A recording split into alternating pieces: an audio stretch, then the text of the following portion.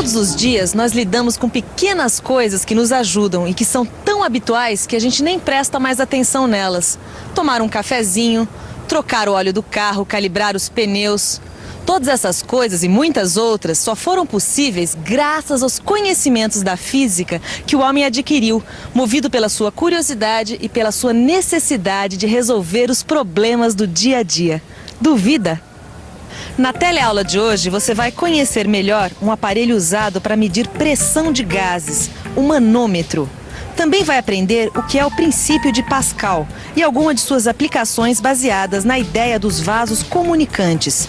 Também vai conhecer as principais unidades de pressão.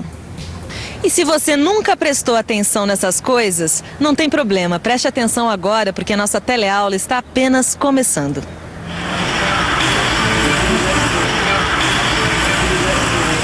Pô, ainda bem que a gente colocou gasolina, hein? Tava seco esse tanque. Não, ia parar com esse carro na rua. Ia parar. Agora, te digo uma coisa, viu? Não é só de gasolina que esse carro tá precisando, não. Faz muito tempo que a gente não troca óleo, não calibra pneu. Isso aqui tá... Eu sempre falo pra você. Agora, vem cá, vamos aproveitar que a gente ainda tem um tempinho pra chegar lá no serviço. Vamos deixar ele no ponto, vamos dar um trato na caranga, então vamos né, dar uma calibrada. Nós vamos calibrar, viu? Não é? Deixa aqui ali, ó. Encosta lá. Ô Vicente, eu tava pensando numa coisa. Por que a gente sempre tem que calibrar o pneu, hein? Gil, mas você tem cada pergunta, né? É importantíssimo calibrar o pneu, manter a pressão dos pneus correta. O pneu murcho, o carro fica mais instável na estrada, gasta mais combustível. É muito importante manter a pressão correta, principalmente quando você vai pegar uma estrada, por exemplo. Aí é pior ainda. Gozado, Vicente, você falou essa conversa aí de pressão. Vem cá, isso não tem a ver com o assunto que a gente tava conversando aquele dia, sobre que quando a gente desce a serra a gente sente uma pressão no ouvido? Ah, lógico que tem, é pressão do ar. Pô, dentro do pneu tem o quê? Tem ar, é claro, né, Vicente? É mesmo, rapaz. É esse ar com os seus diferentes gases que fica dentro do pneu. É, ele vai pressionando as paredes do pneu, não é isso? Agora, Vicente, me diz uma coisa, como é que chama esse aparelho aí? Como é que ele funciona, esse aparelho aí de medir pressão aí? Ah, esse aqui é o famoso... Como é mesmo o nome disso? Manômetro. É isso mesmo.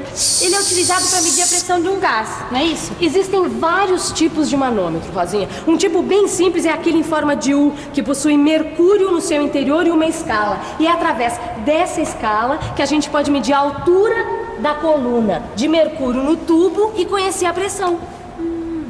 Nesse tipo de manômetro existem dois ramos, um maior do que o outro. No ramo menor existe uma mangueira que se adapta ao recipiente que contém o gás, cuja pressão se deseja medir. Quando o manômetro não está funcionando, as duas colunas de mercúrio têm a mesma altura. Isso acontece porque a pressão na superfície do líquido, nos dois ramos, é a mesma. Já sei. É a pressão atmosférica. Isso mesmo. Agora, quando a mangueira é encaixada no bico do pneu, por onde o ar entra e sai, a coluna de mercúrio se desloca. No ramo menor, o mercúrio é empurrado para baixo. E claro, no ramo maior, ele sobe. E por que isso acontece? Porque a pressão no interior do pneu, Rosinha, é maior do que a pressão atmosférica. E ela empurra o mercúrio até atingir o equilíbrio. Certo. Mas eu ainda não entendi direito como é que faz esse cálculo. Veja bem, Rosinha. Lembra que dois pontos de um líquido situados numa mesma profundidade estão sujeitos a uma mesma pressão? É verdade. Então a pressão em Y vai ser igual à pressão indicada por X. A pressão no ponto Y corresponde à pressão do ar no interior do pneu e esta corresponde à pressão no ponto X. Pode-se dizer, deste modo, que a pressão do pneu vai ser igual à pressão no ponto X. E nós já sabemos calcular a pressão no interior de um líquido. É a pressão atmosférica mais a pressão da coluna de líquido acima daquele ponto.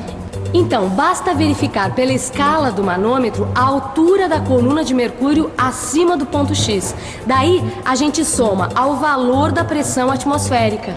E a pressão atmosférica eu já conheço. É 76 centímetros de mercúrio.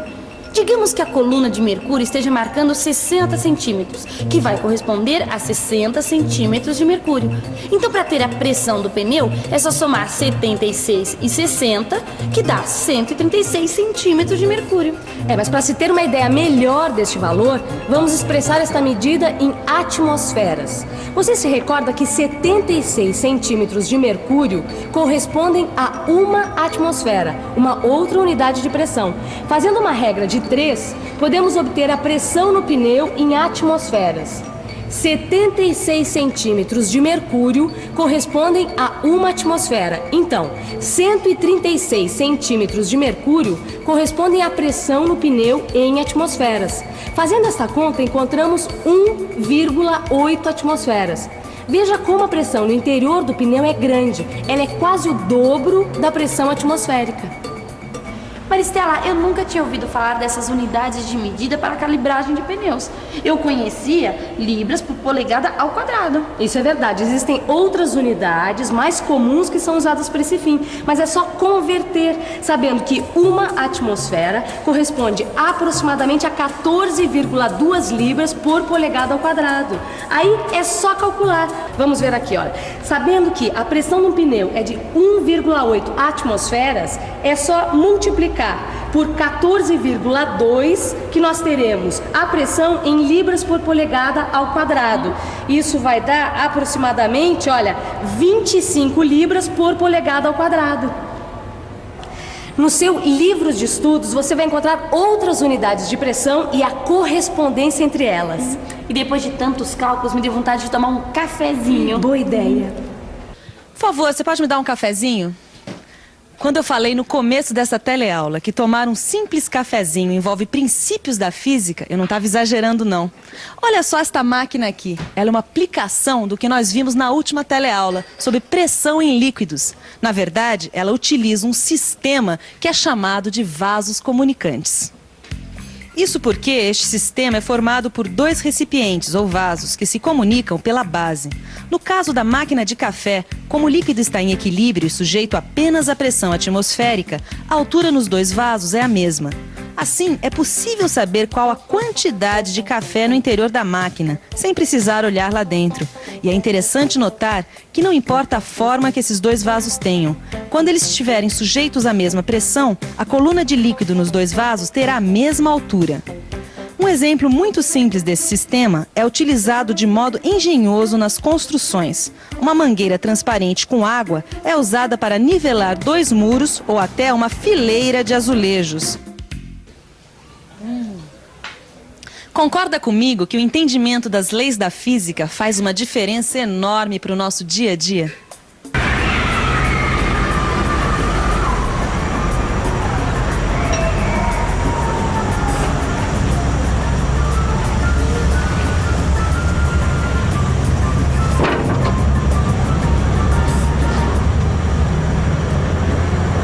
Rapaz, é incrível esse elevador, né, Vicente? Bacana, né?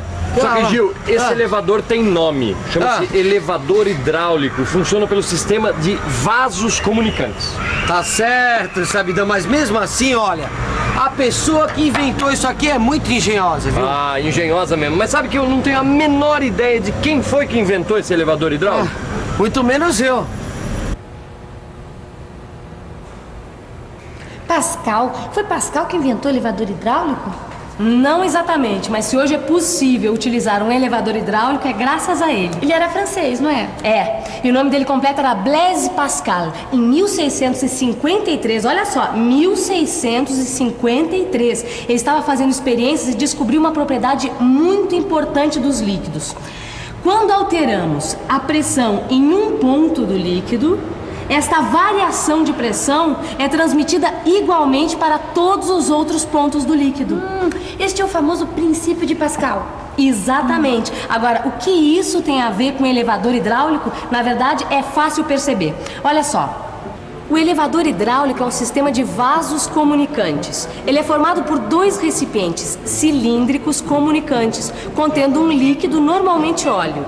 Em geral, esses recipientes são fechados com um pistão. Além disso, a área de um dos pistões é bem maior do que a do outro. O que acontece quando se exerce uma força F no pistão menor, que tem a área A? É provocado um aumento de pressão no interior do líquido. Este aumento é dado pela razão entre a força exercida sobre o pistão e a área de aplicação da força, isto é, a área do pistão. Bom, de acordo com o princípio de Pascal, este aumento é transmitido igualmente a todos os pontos do líquido, certo? Isso provoca, então, o aparecimento de uma força no pistão maior. Força que nós podemos expressar com um F maiúsculo. E vamos também usar um A maiúsculo para a área do pistão maior. Mas lembre-se de que a variação de pressão é a mesma. Por isso, nós podemos igualar estas expressões e assim obtemos a força que aparece no pistão maior, que será igual à razão entre as áreas dos 2 pistões multiplicada pela força aplicada no pistão menor. E como uma área é maior do que a outra, a força pode ser aumentada. Olha, eu vou dizer uma coisa, viu? Esse elevador tem que ser muito forte para aguentar um peso desse, aguentar esse carro aqui, ó. Ah, isso é verdade, viu? Qual será a força necessária que ele tem que fazer para levantar um carro como esse, hein? Bom, aí nós vamos ter que fazer uns cálculos, viu, Vicente? Que tal a gente pensar um pouco, hein? Vamos pensar um pouco. Como eu posso calcular isso? Bom, em primeiro lugar, eu preciso conhecer as áreas dos 2 pistões e o peso do carro. Vamos imaginar que o carro pese 800 kg-força, que o pistão maior tem 2.000 cm² e o pistão menor 25 cm². Tendo esses dados, posso aplicar a fórmula que acabei de deduzir. Basta substituir estes valores na fórmula e calcular. O resultado será 10 kg-força. Ah, eu não acredito, Gil. Só 10 kg-força? Eu tô Isso falando. equivale a 10 pacotinhos de 1 kg de açúcar. Exatamente. Não é possível. Você quer me dizer que esse elevador hidráulico equilibra esse carro com 10 pacotinhos de açúcar? Não é incrível? possível. Não é incrível, Vicente? É incrível. Agora, veja bem, a força feita nesse pistão menor é multiplicada por um fator que é a razão entre as áreas dos 2 pistões. No caso, o fator é 80. Tá certo. E esse aparelho aqui, Vicente, na verdade, nada mais é do que um multiplicador de forças. Tá certo. Lembra daquelas prensas hidráulicas? Ah, eu lembro, Tá uma vez lembrado? eu vi num filme. Com uma mão só, o sujeito opera uma alavanca e sozinho ele é capaz de amassar um carro inteiro. Olha, É isso, né? E também, olha, se você ver bem, veja bem. Os freios hidráulicos dos carros têm o mesmo princípio. Certo. Tá certo? É isso mesmo, é um freio hidráulico. Um freio hidráulico. É só pensar um pouco, olha. A força que a gente aplica no pedal é aumentada várias vezes e utilizada para comprimir as lonas do freio contra o tambor da roda. Meu irmão, por isso que a gente tem que verificar sempre o fluido de freio. Você tem razão. Porque é o seguinte, se você não faz isso, quando você pisa no freio, não tem efeito nenhum, não adianta nada. É lógico, porque sem o fluido não tem como transmitir a força que vai comprimir as lonas contra o tambor da roda e fazer a roda parar por atrito. Você isso tá mesmo. certo. Ô, senhor, por favor, dá pro senhor então verificar o fluido de freio aí pra gente, já que a gente tá falando nisso? Sem né? dúvida, vamos ver isso também, né? É, Eu já como dou uma- vocês viram, hoje foi um dia de revisão geral na Chimbica, né? E agora, a aula tá chegando no fim, tá na hora de você revisar tudo que nós vimos na aula de hoje. Boa sorte. Tudo revisadinho? Até a próxima. Vambora? Vambora. Não, agora vai verificar o fluido. Primeiro aqui, ó. E atenção, se liga aí que é hora da revisão. Na teleaula de hoje, você viu o princípio de funcionamento do manômetro, dos vasos comunicantes e algumas de suas aplicações. Conheceu o princípio de Pascal, que descreve a transmissão da variação de pressão no interior de um líquido. E também conheceu algumas aplicações desse princípio, como os sistemas hidráulicos. Como você viu, muitas coisas do nosso dia a dia são aplicações práticas dos princípios da física, que foram descobertas com muito estudo e muita pesquisa. Você também deve estudar o seu livro de física para aumentar e multiplicar o seu conhecimento. Até a próxima teleaula e tchau!